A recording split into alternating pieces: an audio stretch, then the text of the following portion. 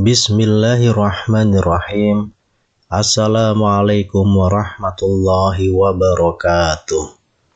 Syukur alhamdulillah kita bisa berjumpa lagi di channel ini.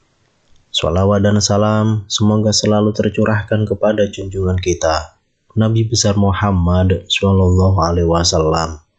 Allahumma sholli ala Sayyidina Muhammad wa ala ali Sayyidina Muhammad.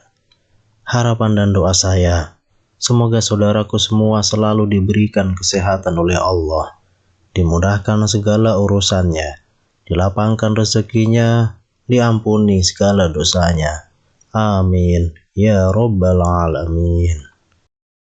Sahabat beriman yang dirahmati Allah, ada seorang yang berkata pada Ibnu Mas'ud, "Kami tidaklah sanggup mengerjakan sholat malam." Beliau lantas menjawab, "Yang membuat kalian sulit karena dosa yang kalian perbuat."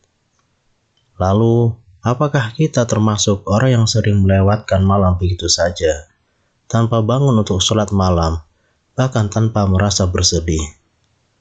Mungkin sudah saatnya kita mengevaluasi diri dan mulai membiasakan diri untuk sholat malam, meskipun hanya berdiri melaksanakan 2 rakaat sebelum azan subuh berkumandang. Amr bin As radhiyallahu anhu berkata, 1 rakaat sholat malam itu lebih baik dari 10 rakaat sholat di siang hari. Luqman berkata pada anaknya, "Wahai anakku, jangan sampai suara ayam berkokok mengalahkan kalian. Suara ayam tersebut sebenarnya ingin menyeru kalian untuk bangun di waktu sahur. Namun, sayangnya kalian lebih senang terlelap tidur." Salah seorang ulama terdahulu bangun di tengah malam yang sangat dingin. Saat meletakkan tangannya di bejana air, beliau merasakan sakit dinginnya air itu. Beliau ingin kembali ke atas tempat tidur dan hendak membatalkan niatnya untuk berwudu. Namun beliau paksakan mencelupkan tangannya ke dalam air, seraya berkata, "Sesungguhnya ini lebih ringan daripada panasnya api Jahannam." Sahabat beriman yang dirahmati Allah, apakah ini terjadi begitu saja? Tentu tidak. Semuanya membutuhkan proses dan perjuangan. Sabit Al-Banani berkata, "Saya merasakan kesulitan untuk sholat malam selama 20 tahun, dan saya akhirnya menikmatinya 20 tahun setelah itu." Jadi, total beliau membiasakan sholat malam selama 40 tahun. Ini berarti sholat malam itu butuh usaha, kerja keras, dan kesabaran agar seseorang terbiasa mengerjakannya. Bisa karena terbiasa. Sholat tahajud tiap malam adalah sebuah kebiasaan yang kita pasti bisa melaksanakannya. Sholat tahajud bukan bakat yang dibawa sejak lahir. Yang namanya kebiasaan bisa kita tanamkan dalam diri kita. Sahabat beriman yang dirahmati Allah, lalu bagaimana caranya membangun kebiasaan tahajud? Berikut beberapa tahapan dalam membangun kebiasaan sholat tahajud. Yang pertama adalah motivasi sholat tahajud.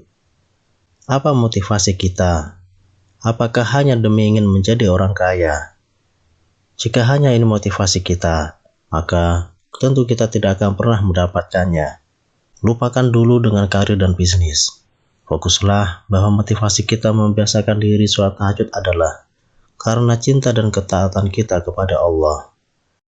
Jika ini motivasi utama kita, maka yang lainnya akan mengikuti. Begitupun sebaliknya.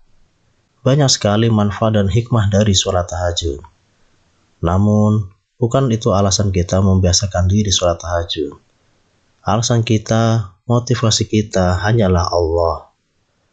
Hikmah dan manfaat sholat tahajud hanyalah tambahan motivasi. Bahkan, kita harus menekankan pada diri kita bahwa meskipun tidak ada hikmah dan manfaat itu, kita akan tetap menjalankan sholat tahajud dalam rangka karena Allah semata. Jadi sahabatku, tegaskan pada diri kita bahwa kita ikhlas membiasakan sholat tahajud. Bukan karena hal yang lain, bukan karena ingin hanya balasan di dunia, bukan juga untuk diceritakan kepada orang lain, bukan juga hanya mencapai kepuasan batin, tetapi kita sholat tahajud hanya karena dan untuk Allah semata. Sholat tahajud memang bukan sholat sunnah biasa, tetapi memiliki keutamaan yang lebih. Di antaranya, dapat mengangkat kita di posisi yang tinggi, membuka pintu surga, dan berbagai kelebihan lainnya. Selama Allah dan Rasulnya yang mengatakan ini, kita boleh berharap keutamaan dan manfaat sholat tahajud. Lalu yang kedua, mari rasakan bahwa Allah SWT memanggil untuk sholat malam. Untuk menggugah semangat Anda dalam melakukan qiyamul lail dan bermunajat kepada Allah dalam keheningan adalah rasakan dan hadirkan dalam hati dan pikiran Anda bahwa Allah yang Maha Agung menyeru dan memanggil Anda agar Anda bersimpuh di hadapannya. Renungkan apa yang dikatakan oleh Said Qutb dalam tafsir fi Zilalil Quran dalam mengomentari bagian awal surat Al-Muzammil. Hai orang yang berselimut, bangunlah. Ini adalah seruan langit dan suara Allah yang Maha Agung. Bangunlah untuk bersungguh-sungguh, berusaha, bekerja dan beribadah. Bangunlah karena waktu tidur dan istirahat telah berlalu. Bangunlah dan bersiap-siaplah untuk mengerjakannya. Mudah-mudahan Tuhan mengangkat kamu ke tempat yang terpuji. Dengan sholat, Al-Quran, tahajud dan hubungan yang abadi dengan Allah itu merupakan jalan untuk mendapatkan tempat yang terpuji. Karena Rasulullah SAW diperintahkan untuk sholat, bertahajud, dan membaca Al-Quran, agar Tuhan yang memberikan kedudukan yang diizinkannya. Luruskanlah niat hanya karena Allah, berharap balasan dan pahala seperti yang dikatakan Allah dalam Al-Quran dan dikatakan Rasulullah dalam hadis sahih. Berharap berbagai hikmah dan manfaat sholat tahajud dalam kehidupan dunia kita. Ambillah inspirasi dari Rasulullah SAW, para sahabat, kaum salaf, dan orang-orang soleh lainnya, dan tetap berusaha untuk sholat tahajud apapun kondisinya. Yang ketiga, membersihkan diri dan jiwa dari dosa. Bertaubat dan berhenti melakukan dosa, sebab jika melakukan terus, usaha pembersihan akan percuma. Lakukan ibadah sebanyak mungkin untuk membersihkan hati kita yang kotor. Dalam buku Mensucikan Jiwa, Imam Al-Ghazali menunjukkan bahwa semua ibadah itu untuk membersihkan jiwa kita. Oleh karena itu, lakukanlah berbagai ibadah semampunya. Ikuti berbagai pengajian, membaca buku yang terpercaya, dan mendengarkan berbagai ceramah. Setiap ilmu agama yang masuk ke dalam hati kita, itu akan membersihkan hati kita.